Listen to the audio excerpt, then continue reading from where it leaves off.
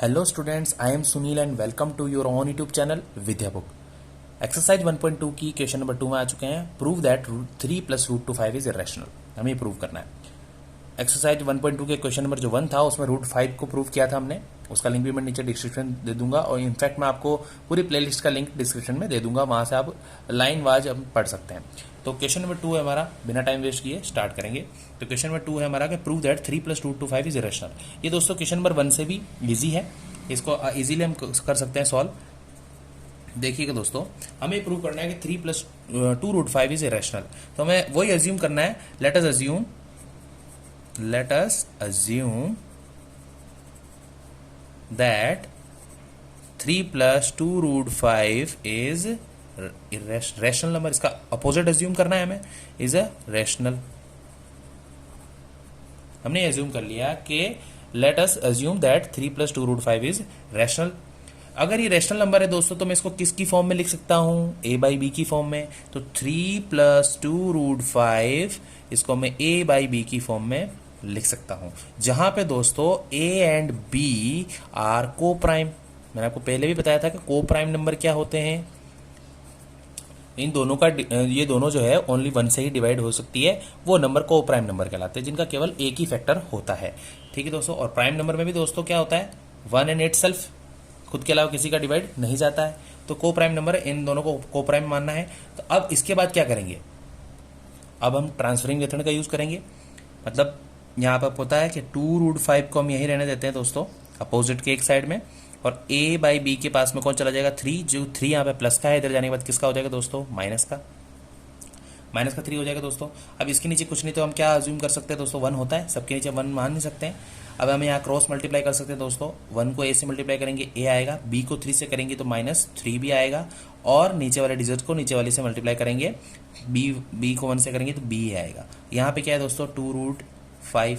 अब हमें सिर्फ लास्ट तक √5 मतलब यहाँ पे सिंगल डिजिट को रहने देना है, जो कि √5। और √5 एक क्या है दोस्तों? Irrational number. तो हमें √5 इरेशनल नंबर को एक साइड रहने था, बाकी सबको ट्रांसफर करते जाना है ना। तो 2 को इस तरफ भेजेंगे तो 2 इससे क्या हो रहा है? √5 से मल्टीप्लाई हो रहा है ना। तो 2 इससे मल्टीप्लाई हो रहा है तो 2 डिवाइड में जाएगा, a - 3b के नीचे 2 चला जाएगा, 2 डिवाइड में जाके b से मल्टीप्लाई होगा तो क्या बन जाएगा? 2b। ठीक है दोस्तों। अब ये हमें इक्वेशन प्राप्त हो चुकी है और इसको हम क्या बोलेंगे कि √5 और यहाँ a - 3b/2b। तो हम यहाँ क्या लिखना है? यहाँ हमें लिखना है कि since a and b are integers, या हम ये भी लिख सकते हैं दोस्तों को a, b, 2 एंड 3 ये सारे डिजिट्स वो क्या है? इंटीजर्स है। a - 3b/2b। सो हमें ये पता, देयरफॉर हमें पता चल रहा है कि a - 3b/2b is a rational. But हम यहां समझिएगा दोस्तों कि ये हमें जब भी इंटीजर नंबर हो, अगर इंटीजर्स नंबर अपॉन में लिखे होते हैं तो उसे हमें रैशनल नंबर कहते हैं ना। क्योंकि रैशनल नंबर किसे कहते हैं? जिसे हम p/q की फॉर्म में लिख सकते हैं, जिसे हम p/q की फॉर्म में लिख सकते हैं। और p/q में p और q क्या होते हैं? इंटीजर नंबर होते हैं। डेफिनेशन क्या होती है दोस्तों रैशनल नंबर की? जिन्हें हम p/q की फॉर्म में लिख सकते हैं। q is not equal to 0, मतलब वो इंटीजर्स होते हैं। तो हमें पता चल गया कि a, b, 2, 3 ये सब नंबर क्या है? इंटीजर्स है। ये सब इंटीजर और ये अपॉन में लिखे गए हैं, है ना, p/q की फॉर्म में लिखे गए हैं। तो a - 3b/2b जो ये नंबर है is a rational number. But इसके इक्वल में जो इस तरफ जो डिजिट लिखी है वो है √5, और वो एक क्या है? इरेशनल नंबर है, क्योंकि ये इसको हम रूट से बाहर नहीं निकाल सकते। अगर इसकी जगह √4 होता तो 4 दोस्तों किसका रूट होता है? 2 का, तो उसको तो हम बाहर निकाल सकते नहीं, √5 को नहीं निकाल सकते। तो दोस्तों ऐसा कैसे हो सकता है कि एक तरफ इरेशनल नंबर है और एक तरफ रैशनल नंबर है? नहीं, इस तरफ तो इरेशनल है और ये रैशनल है। ऐसा हो ही नहीं सकता। ऐसा इसलिए हुआ क्योंकि हमने रॉन्ग अज्यूम किया था कि 3 + 2√5 इज रैशनल। और ऐसा रॉन्ग अज्यूम करके ही हम इसको प्रूव कर सकते हैं, और इसका कोई दूसरा तरीका नहीं है सॉल्व करने का। तो हम क्या लिखेंगे? But we know that √5 is irrational. हमें ये तो पता चल गया कि ये रैशनल नंबर है, but we know that √5 is irrational. तो कभी भी आपको ये याद रखना है कि यहां कर देते सॉल्व हम इसको।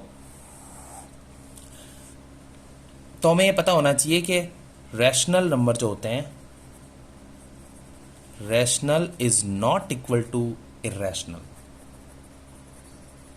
रैशनल कभी भी इरेशनल के इक्वल नहीं हो सकता। सो ये ऐसा क्यों हुआ, क्योंकि दिस कॉन्ट्राडिक्शन मतलब अपवाद, ऐसा हमारे किस कारण से आया, दिस कॉन्ट्राडिक्शन इज अराइजन, मतलब आया है arisen because of our wrong assumption, because of our wrong assumption. So last में हमें ये लिख देना है, सो 3 + 2√5 is an irrational, इसलिए हमने प्रूव कर दिया कि ये एक इरेशनल नंबर ही है, मतलब 3 + 2√5 एक इरेशनल नंबर ही है। तो ऐसा हमें कोई भी क्वेश्चन जिसको हमें दोस्तों इरेशनल प्रूव करना है, तो हमें सबसे पहले अज्यूम यही करना है कि वो एक रेशनल नंबर है, फिर लास्ट में ये लिख देना है, मतलब ये लाइन जो है वो हमें रट लेनी है दोस्तों, सभी क्वेश्चन में यही लिख करना है। और दोस्तों मैं आपको बता दूं कि √2, √3 और √5 आपके एनसीईआरटी सिलेबस में दिया है, इनमें से एक क्वेश्चन 100% आएगा आपके पास सामने, और ये 3 + 2√5 ये मतलब ये 4-5 क्वेश्चन ही है आपके क्वेश्चन 1.2 में और इसके एग्जाम्पल्स में, तो उनमें से 100% क्वेश्चन आएगा। तो आपको दो तरीके के क्वेश्चन ही है हमारे पास, एक तो रूट ओनली सिंगल डिजिट वाले जैसे कि √2, √3, √5 इनमें से एक आ सकता है, और एक ऐसा नंबर है 3 + 2√5, और आगे भी और क्वेश्चन आने वाले हैं। तो दो टाइप से ही क्वेश्चन सॉल्व होगा, √2, √3, √5 एक ही तरीके से होगा जो मैंने क्वेश्चन नंबर 1 में बताया है, वैसे ही सारे क्वेश्चन √2 भी वैसे ही होगा, √3 का सोल्यूशन भी इसी प्रकार से होगा। लेकिन क्वेश्चन नंबर 2 का जो मैंने बताया है ये सेकंड मेथड है, ठीक है। तो हमें दोनों मेथड याद रखने हैं। अब क्वेश्चन नंबर जो 3 है वो हम नेक्स्ट वीडियो में बताएंगे। तब तक के लिए जय हिंद, वंदे मातरम। और हाँ दोस्तों जाइएगा मत, लाइक जरूर कीजिएगा।